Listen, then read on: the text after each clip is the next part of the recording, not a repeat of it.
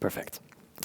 Today, I want to draw your attention to a crucial issue that affects every single one of us: political disengagement. This problem manifests in many ways, such as young people feeling disillusioned with the political process, lacking confidence in their ability to effect change, and feeling disconnected from political leaders and institutions. As an increasingly pervasive problem, it threatens to erode the very foundations of democracy, leaving our youth feeling disconnected from and indifferent to the political process. It is imperative that we take action to address this issue and secure a future where democratic values are upheld and celebrated. A report by the House of Commons Library in 2022 found that there is a growing trend of political apathy among young people in the UK. Only 54% of those aged 18 to 24 voted in the 2019 general election, in comparison to 72% of those aged 65 and above. This is a concerning disparity that cannot be ignored. Take a moment to consider whether you're familiar with the basics of UK politics. What political party does Boris Johnson and Rishi Sunak belong to? Or have their actions in office spoken louder than their party affiliation?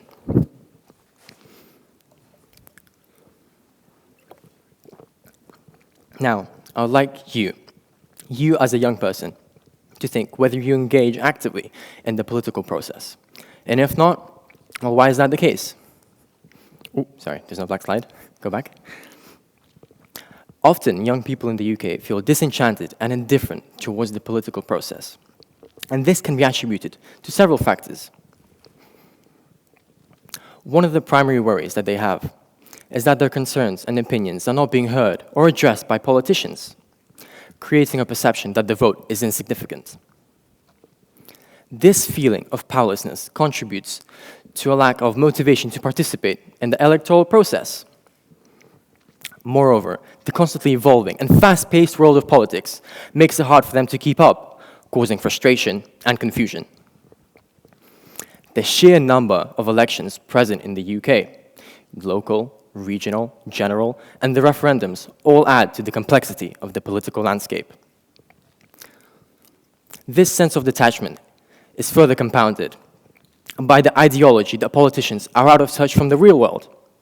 And quite frankly, a lot of the youth thinks that politics is irrelevant to their lives and that dropping a piece of paper into a balloting box is underwhelming and devoid of any emotional or financial reward.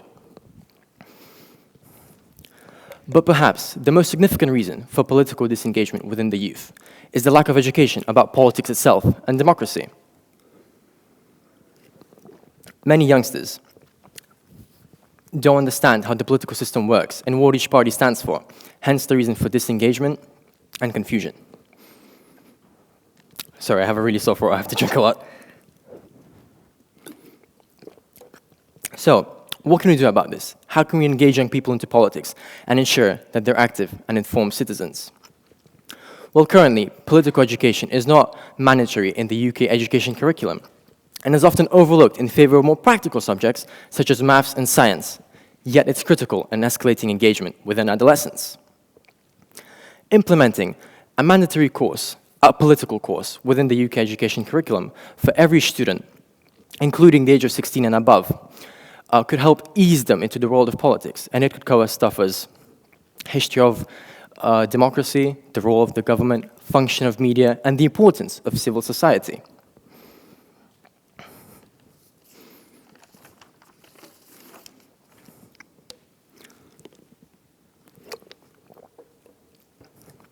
On top of that, simulations of elections and debates and other activities which encourage critical and political thinking will all help to demystify politics. And in fact, this scheme, well, pretty much similar to what I was talking about, has been implemented elsewhere in Norway, one of the richest countries in Europe. And we can see that there's been a 25% increase in the overall electoral turnouts of 18-year-olds in Norway, thus perfectly illustrating the legitimacy of such a scheme.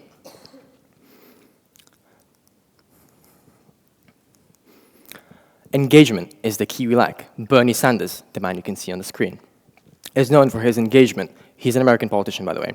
Is known for his engagement with the youth and trying to mobilize them into politics.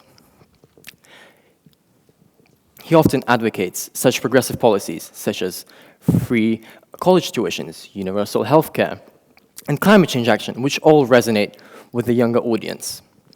On top of that, he makes frequent visits to youth events and college campuses to directly reconcile with the younger audience.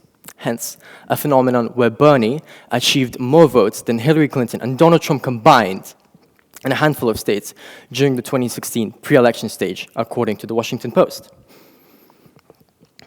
Now, all of these are great and fabulous examples of how we can implement engagement within the youth. However, they require systematic changes in how government and the politicians view the youth vote, such as passing bills. And they require substantial amounts of time, which we simply don't have as a generation. So what can you do as a youth to engage with politics, even if you're not of voting age? Pressure groups have always played a vital role in Britain, and in fact, a massive role in the way Britain is shaped today, whether it be the suffragettes and their fight for women's votes, or the legalization of same-sex marriage. The same principle could be implemented anywhere in the society which you think is important to you. And quite frankly, I'm not implying that you should participate in such radical events, not radical, dramatic, which glue themselves to walls or roads, despite the effectiveness of their outreach. However, it's the small things that matter, that actually make the big changes. Perhaps you'd fancy signing a petition that'll end up amassing 10,000 other signatures, and voila, you have yourself a government official that'll look over your motion. And now your voice isn't as silent as it used to be before. Something else that's been admired by many, striking, seems a bit profound, but managed to amend legislations.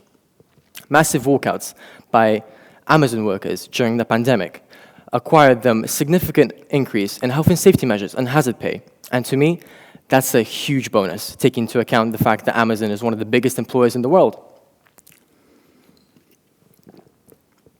On top of that,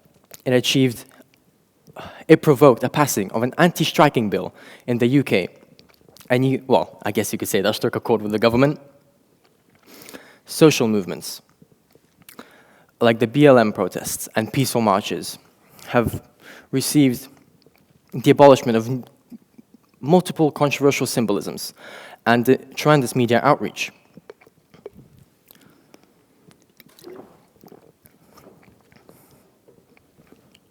Finally, how can we engage the youth through something more modern that can captivate them?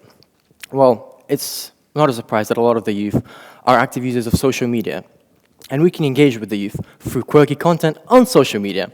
For example, Boris Johnson knocking a kid over during a game of rugby, or Biden falling off a bike.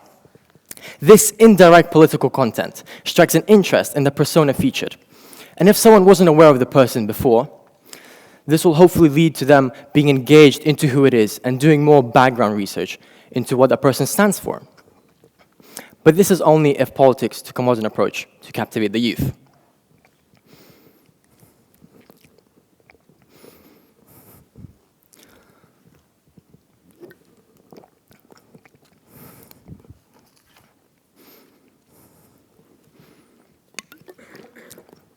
At the end of the day, whether you care or not, it affects your daily life. Social justice, public spaces, education, and even healthcare. A loop starts forming.